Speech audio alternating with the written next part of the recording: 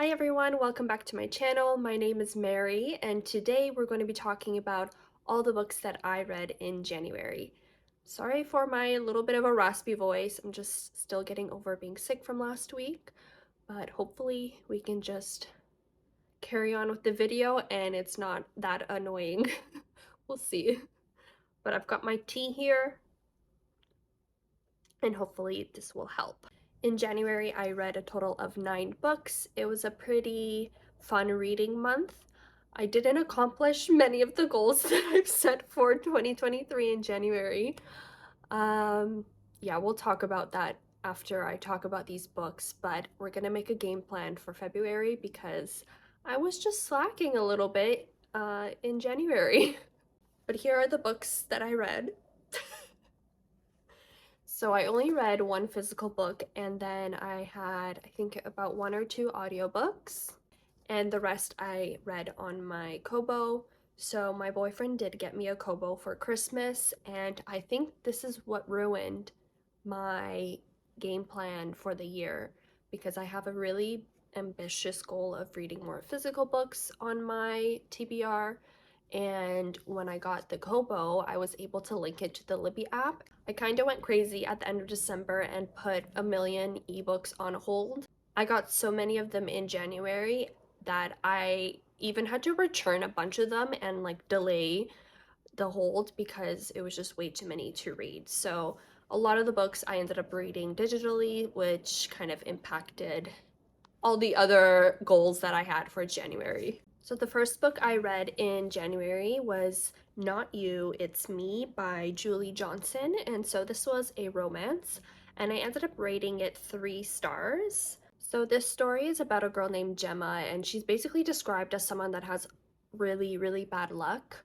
And she's in a relationship with this guy that she doesn't really kind of like. He's kind of not a great person, and they are at a basketball game that she won tickets to, like front row type center. And so the kiss cam went on to them to kiss, but he was busy on his phone. And basically, it was like this whole ordeal. And then the guy that was sitting beside Gemma ended up kissing her to like kind of make a point, and it was a whole fiasco. And then the guy ended up being this billionaire named Chase Crawford, I think was his last name. And so then this whole story ensues where they kind of start like a fake dating-ish type trope, and obviously things happen, drama ensues, and it was entertaining enough. It was very insta-lovey, which is not a trope that I really like. And I actually really enjoyed this book up to a certain point where a scene happened and I was not expecting it. It was not a trope or like the type of book that I expected this to happen. It felt very out of character of the book and kind of unnecessary. And if you've read the book, you will know what I'm talking about, hopefully. I don't want to spoil anything, but that kind of ruined it for me, and the ending was pretty rushed. So yeah, I ended up giving it 3 stars because of that. And yeah, I enjoyed it up until a certain point, and then it kind of felt a little ridiculous to me. The next book I read was In My Dreams I Hold a Knife by Ashley Winstead, which is like a thriller mystery book, and I ended up giving this 4 stars. I really, really enjoyed this book. So this book is about 6 friends that were in college together, and the POV is present time, like 10 years after college when they're having a reunion, and then the past time of them actually in college. And it's basically about a murder of one of their friends in their group, and the past tense is about their life and when it occurs, and then the present tense is them basically being trapped by the girls who died, her brother, trying to find out which friend in their group killed her. And the POV is from Jessica, who is one of the girls in the group. She's not very likable, and I think that's on purpose. Honestly, a lot of friends in the group are not very likable, and she is quite a unreliable narrator. But I really enjoyed the twist in this book, and it took me a while to actually guess the twist. I kind of guessed basically right before each like plot twist or each reveal happened, which I've talked about this before. I just have a knack for guessing these things, and it kind of ruins thrillers and mysteries for me because then I guess what is the plot twist way too early on. Sometimes it's enjoyable, sometimes it's not. And in this book, I found it really enjoyable. The next book that I read in January was called Between Two Kingdoms by Suleika Jawad, and this is a memoir, and I rated it 5 stars. It was fantastic. So the book is about Suleika and her kind of story and journey of finding out that she has leukemia at 23, I think she was, and basically what has happened since then, and still also a part of her childhood and how her life was growing up. And it was a very hard book to read. I actually listened to the audiobook which she narrates, and I love when memoirs are narrated by the author because it gives some more like a more personal touch to the story. And this was extremely hard to read. It was also very inspiring. There was parts that made me laugh, there was parts that made me cry. I mean, it is surrounded around cancer, and I lost my dad to cancer about 5 years ago, so there are many parts of the story, and especially the sections where she is kind of facing death, that really hit close to home, and I could relate to a lot. There were a lot of passages that I highlighted, that I annotated, and even in my reading journal, I put like a whole section of quotes from the book. But there is one specific quote that I do want to read that I think really like hit me, and it was just one of my favorite passages in the book. And the passage goes, "Grief is a ghost that visits without warning. It comes in the night and rips you from your sleep. It fills your chest with shards of glass. It interrupts you mid-laugh when you're at a party, chastising you that just for a moment you've forgotten. It haunts you until it becomes a part of you, shadowing you breath for breath." And I really, really, really relate to that passage. It is very, very true, and something that I still deal with even 5 years past my father passing away. So a really, really great memoir, and I highly suggest picking it up, especially the audiobook if you can. And it was my first 5-star read of the year. So the next book that I read was also a 5-star read, and it was The Boardwalk Bookshop by Susan Malari, which is also like a feel-good romance. So this story follows 3 women who didn't really know each other, and they decided to basically rent out a space and turn it into a part bookshop, part bakery, and part gift shop on like a boardwalk close to a beach in California. And I think it was California. And this book was just like fantastic. All of the women in this book felt so authentic, so relatable, and their lives were just like something you could imagine happening in real life. All of their problems, everything that they go through, all of the different fights and arguments you see and read, all of them are relatable, feel authentic, feel real, and nothing that was just added to the story to add drama or add to the format that romance novels typically follow. It was just such a great read. I really, really enjoyed being immersed in this world, and I was like, I want to be there right now, especially reading this in January when it's so cold. And our January right now in Toronto is so gloomy. I think we've only had like 2 sunny days in January. It's been very depressing. So having a book set in like a very sunny place was very warming, and I just wanted to be immersed in this world forever. The next book I read was Two Wrongs Make a Right by Chloe Leese, which I ended up giving 4 stars. This is another romance. I listened to this through audiobook, and it was basically like a stranger type enemies trope to lovers. So it's about Jamie and B, and basically they meet at a party where like through mutual friends, and it's kind of like a disaster the way that they meet. And then basically their friends are trying to set them up to date, and so they kind of make a plan to pretend like they're dating to kind of pull a prank on their friends. and then it ends up becoming that they fall in love. So this book was really fun. It took me a while to kind of get into the characters and actually care about them, but I loved Jamie as a boyfriend. I loved him as a book boyfriend. It was a very low stakes romance, low stakes book. All of the arguments and the fights in the book, all of them felt very realistic and not kind of filler in the book. And it was just an overall fun romance. It wasn't like my new all-time favorite, but it was still very, very enjoyable. And it is a series, so I might continue the series. I'm not sure yet, but it was fun to know that it is a series because some of the side characters I did enjoy a lot as well. Okay, this next one was quite a disappointment. So the next book I read was If He Had Been With Me by Laura Nolan, I think is her name. Yeah, by Laura Nolan. And I gave this book 2 stars. 2.5, 2 stars. I don't know, probably 2. It is like a young adult romance. The story is centered around Autumn and her next door neighbor Finn, who is also like a lifelong friend. And basically you find out that he's been in a car accident and you follow along basically Autumn's life and her POV, and it's I feel like I would have really enjoyed this book if I read it when I was 16 or like younger.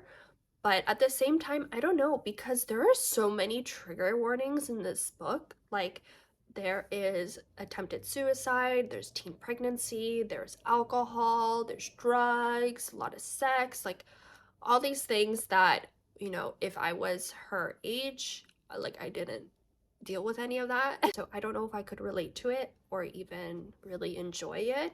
Like I could see the how people are rating this very high, but I also don't understand people that are not like the YA age group rating it high. I don't know. I didn't really like it. But to each their own. Like a couple of my friends were really disappointed. Were like, "Oh, this is on my TBR," and I told them, I'm like, "Listen, you should still read it. You might really enjoy it. You might love it." I just didn't.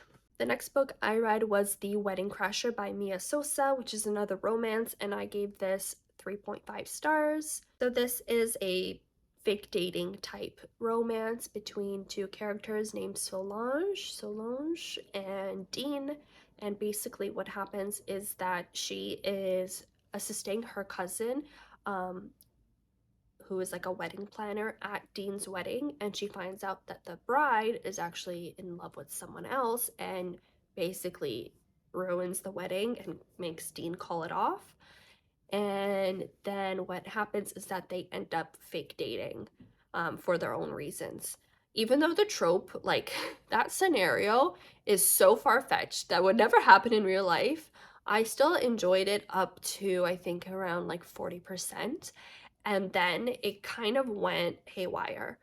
Some scenes I was very uncomfortable reading, felt very unnecessary again, and it ruined the book for me. I mean, I did enjoy the couple's development along the story, but there was just scenes in between that I was very uncomfortable with.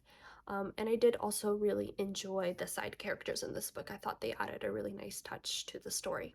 The next book I read was Honey and Spice by Bolu Babalola, and this book I also gave 3.5 stars, and it is a romance. So this story is centered around the main character Kiki, who is in college, and she also hosts a podcast all about like the life of the college life, about being a Black woman, and also like the men and the dating scene. And then what happens is that she meets this new kind of hotshot in the college who he transferred to their college named Malachi, and then basically tells all the girls to like be warned about him, and then they start fake dating for certain reasons. I really enjoyed the couple. I found like their development throughout the book was amazing.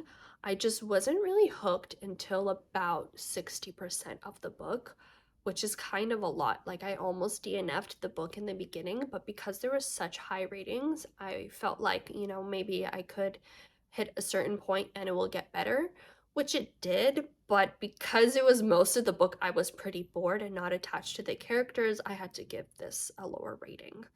The ending, though, even though it was rushed, it still gave me those feelings that a rom-com, like a 2000s rom-com, gives me, and I love watching 2000s rom-coms, so I really, really enjoyed that part of it. Last but not least, I read A Farewell to Arms by Ernest Hemingway, which is a classic and also like historical fiction, I would say, because it is set in World War I. And I just finished this last night, so I am still processing my emotions and that ending. This story is centered around a ambulance driver in World War I. He is from America, but he is on the Italian side, kind of supporting the troops there, and his name is Frederick Henry. And then it is a story about basically him falling in love with an English nurse named Catherine Berkeley. And so you kind of follow along their journey, follow along the war. It is heartbreaking. And Hemingway's writing in this book is very blunt, but the sentences are very long. They're kind of like, it's a weird way to describe it. It's very blunt writing, but it's also has so many filler words in it that kind of feels like he's dragging on some of the sentences. But it was just like amazing. All the words, all the sentences in this book were just filled with honesty. It didn't feel like there was any secret meanings behind anything that he writes in here. It was just all truth and honesty and raw emotion. Even though the love story didn't really feel believable for me, like I wasn't in love with them being together, the ending broke me apart. I was like shocked and just spiraling after reading this book. It is fantastic. I think I'm going to give this a 4.5 stars or a 4. I'm not sure yet. I still have to think about this book. But it was riveting, a really amazing read, and I am so, so happy to have read this. Yeah, I even tabbed a bunch. Oh, and special shout out to Rinaldi, who is a character in this book. He is so hilarious. I died laughing anytime he was in a scene. He was probably my favorite character, even though we don't see him like a lot. He just kind of pops in from time to time. Loved him. He was amazing. Yeah, so those were the 9 books that I read in January. So I want to talk about making a game plan for February with you guys. So I don't have a TBR just yet, but I did not really focus on, you know, keeping up with my goals that I set for 2023. I'm gonna take out my reading journal and we're kind of gonna go through this together. So I haven't filled this in yet because now I've read 1 classic and a physical book. So my 2023 reading goals, wanted to read, we'll just quickly go over them. I wanted to read 12 classics, 10 translated, 6 Canadian books, or from Canadian authors, 5 books from Polish authors, 40 books from my physical TBR, and 6 big books. And so the only thing that I have accomplished this month was 1 classic and 1 book off my physical TBR. Which is kind of alarming because, especially with this one, that means now I have 39 books to read in 11 months. So my 23 in 2023, let's see, did I read any of these books? No. Okay, so I haven't read any of the 23 in 2023 that I have. I did cross off a book bingo. I haven't looked at this in a while, so I could possibly cross off something more. But yeah, so as you can see, oh, I guess you could see I did that. And I haven't, so I have also been reading War and Peace this month. I keep saying in all my videos, I'm behind the reading schedule, but that's okay. I'm still reading it, still enjoying it. So let's go together.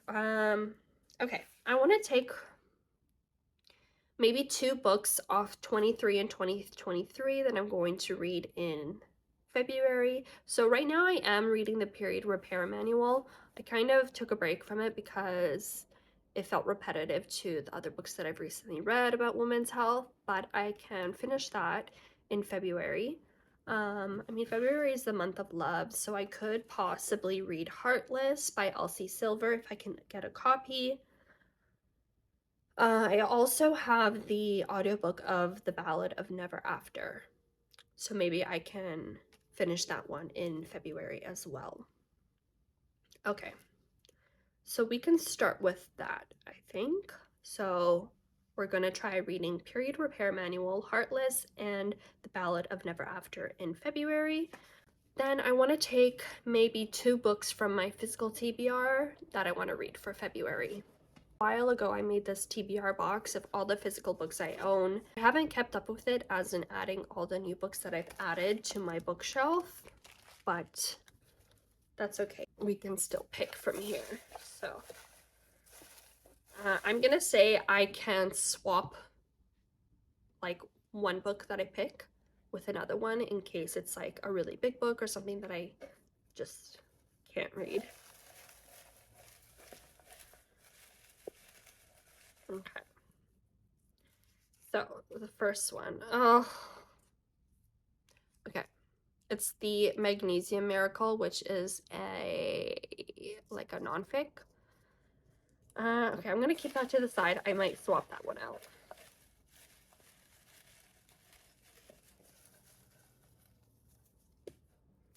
You guys can read it first. What does it say? Is it upside down? It is. Alice's Adventures in Wonderland. Okay. Okay, you know what? I will read that one. And I think I'm gonna see if I can swap the Magnesium Miracle for something better. If it's something worse, I'm sticking it to Magnesium Miracle.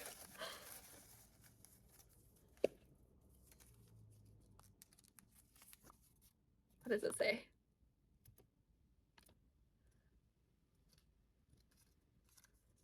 Good Morning Midnight. Is it bad that I don't even know what that is? Oh my god. How do I not know what that is? Let me look it up. That's when you know you have way too many books. Good Morning Midnight. What is... Okay, so the 2 books from my physical TBR I'm going to read. Alice's Adventures in Wonderland, which I have this stunning copy. And then we've got Good Morning Midnight. As you can see, my boyfriend has read this book, but it seems like a quick read, and I guess we'll see. So we're gonna add these to that stack of 5 books. I believe that will help me get through some of my goals for 2023.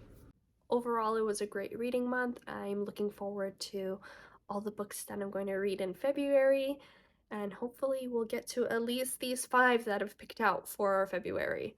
I don't know, I'm not very good at sticking to TBRs, so we're gonna see how that goes. I'll also be reading John Steinbeck's Once There Was a War for the A Game of Tomes book club, so that'll also be a classic that I will check mark off my list. I have the ebook for that because I'm not sure if I'm gonna want the copy of it. We'll see. I don't know. Thank you guys for hanging out with me today and watching. I hope you guys have a wonderful February. Let me know what you guys read in January and if there's anything that I should add to my never-ending TBR. And I hope you guys have a wonderful day. Happy reading! Lazy Sunday mornings, hiding under covers. I don't mind staying in with you.